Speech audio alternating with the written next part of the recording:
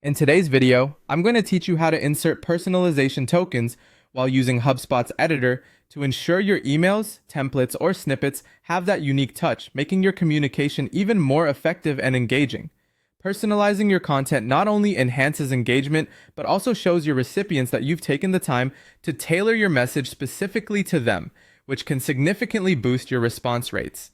Let's begin this step-by-step exploration. The first thing you need to do is log into your HubSpot account. Once you've successfully logged in, navigate to the editor for the piece of content you're working on. This could be an email, a template, or a snippet, depending on what you want to personalize. Once you're in the editor, you'll need to decide exactly where you want to place your personalization token. A good practice is to put the cursor right at the spot within the text where you feel a personal touch would make the most impact.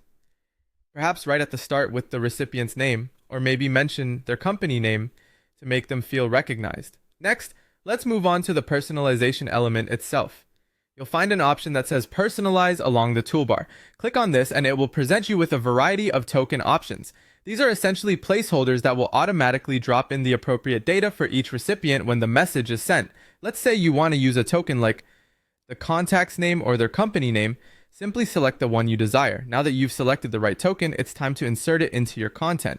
When you do this, you'll want to think about fallback text. This is crucial because sometimes the data might not be available, and you don't want your message going out with blanks or awkward placeholders. You can customize this fallback text so that if, for example, a contact's name isn't in the system, the email can still flow naturally with a phrase like "their" or "friend" instead. It keeps the communication polite and smooth without showing the absence of data. Once you've set everything up, it's important to hold a brief testing phase. Save your work and take a moment to send out a test version of your email or snippet. This allows you to see firsthand that all your personalization tokens are functioning correctly and appearing just as you intended. If something isn't rendering as it should, you might need to go back and check that your token selections and fallback text settings are correct. And there you have it.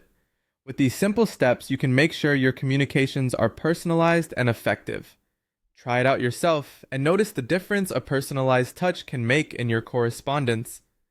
Thank you for joining me today, and happy personalizing.